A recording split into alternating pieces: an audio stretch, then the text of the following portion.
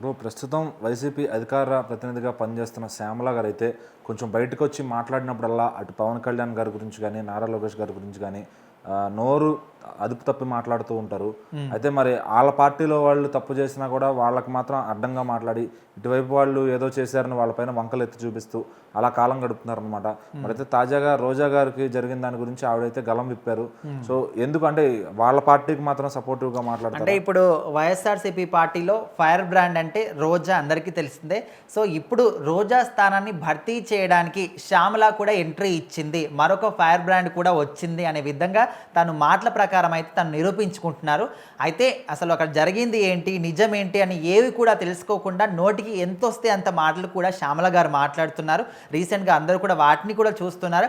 కాకపోతే ఇప్పుడు మాట్లాడిన దాంట్లో మాత్రం ఖచ్చితంగా ఒక అంటే పాజిటివ్ ఉందని చెప్పుకోవచ్చు. ఎందుకంటే రోజాకు సంబంధించి వాళ్ళు ఇంతకుముందు పాటలో ఏ విధంగా అయినా మాట్లాడారు, ఏం మాట్లాడారు ఏంటనేది వాళ్ళ మనస్సాక్షికి తెలుసు, రాష్ట్ర ప్రజలందరికీ కూడా తెలుసు. అయితే ఇప్పుడు రీసెంట్గా నగరి ఎమ్మెల్యే టీడీపీ ఎమ్మెల్యే గాలి భానుప్రకాష్ గారు అయితే కొన్ని అంటే మీడియా ముఖంగానే కొన్ని వ్యాఖ్యలు చేశారు. ఖచ్చితంగా దాన్ని ఎవరు కూడా తీసుకోలేరు. ఓన్లీ వాళ్ళనే కాదు, ఏ ఆడవాళ్ళు కూడా ఆ మాటలు తీసుకోలేరు. ఎట్లా అంటే రోజా మీద అనుచిత వ్యాఖ్యలు, రోజా 2000 ఇస్తే ఏ పైన చేస్తుంది అని అంటే ఇంకా ఘోరంగా కూడా ఆయన మాట్లాడడం జరిగింది. సో ఈ విషయాల పట్ల శ్యామల మాత్రం రంగంలోకి దిగింది. పవన్ కళ్యాణ్ గారికి కూడా డిమాండ్ చేస్తుంది అనమాట. అంటే ముఖ్యంగా మహిళల కోసం ఎప్పుడు కూడా రక్షణగా ఉంటారు పవన్ కళ్యాణ్ గారు అంటూ ఉంటారు. మరి వాళ్ళకి ఎలాంటి అవసరం వచ్చినా ఎలాంటి ప్రాబ్లం వచ్చినా ముందుగా రియాక్ట్ అవుతారు పవన్ కళ్యాణ్ గారు అంటారు. మరి ఇక్కడ మీరు తను ఏ పార్టీలో ఉంది, తను ఏ మనిషి అనే విషయం పక్కన పెట్టండి.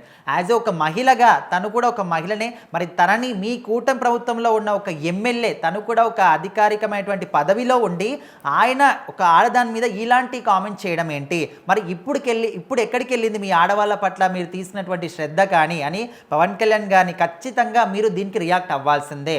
ఓకే, మీరు చెప్పారు చాలా సందర్భాల్లో మా పార్టీలో ఉన్న వాళ్ళు కావచ్చు, ఏ పార్టీలో ఉన్న వాళ్ళైనా కావచ్చు, తప్పు చేస్తే అది తప్పే, డెఫినెట్లీ వాళ్ళ మీద యాక్షన్ తీసుకుంటామన్నారు.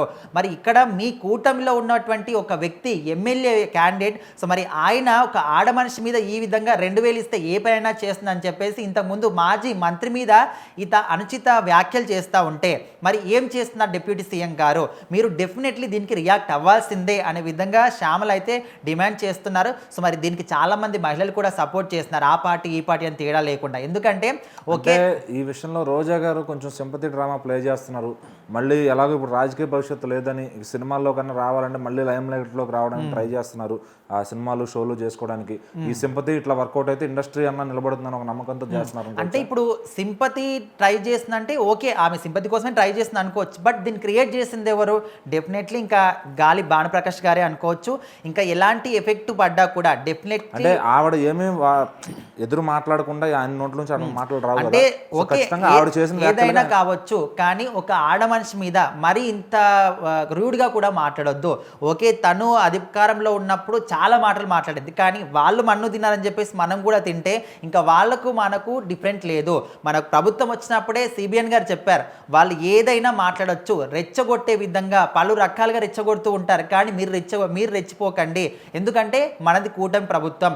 మనము అంటే వాళ్ళు మాట్లాడిన విధంగా వాళ్ళు మాట్లాడి రియాక్ట్ అయ్యి రెచ్చిపోయి మనం మాట్లాడితే అప్పుడు ఇంకా వాళ్ళ ప్రభుత్వానికి మనకు ఎలాంటి అంటే తేడా ఉండదని చెప్పేసి కూడా అప్పట్లో చెప్పారు. సో ఖచ్చితంగా ఆమె ఏదైనా మాట్లాడవచ్చు, కానీ తను ఈ విధంగా మన విచక్షణ మర్చిపోయి మనం కూడా ఈ విధంగా మాట్లాడితే ఇంకా వాళ్ళకు మనకు డిఫరెంట్ లేదని ప్రజలైతే నిరూపిస్తారు. సో ఖచ్చితంగా భానుప్రకాష్ గారు దీనికి రియాక్ట్ అవ్వాలని కూడా చాలామంది మహిళలు అయితే కోరుకుంటున్నారు.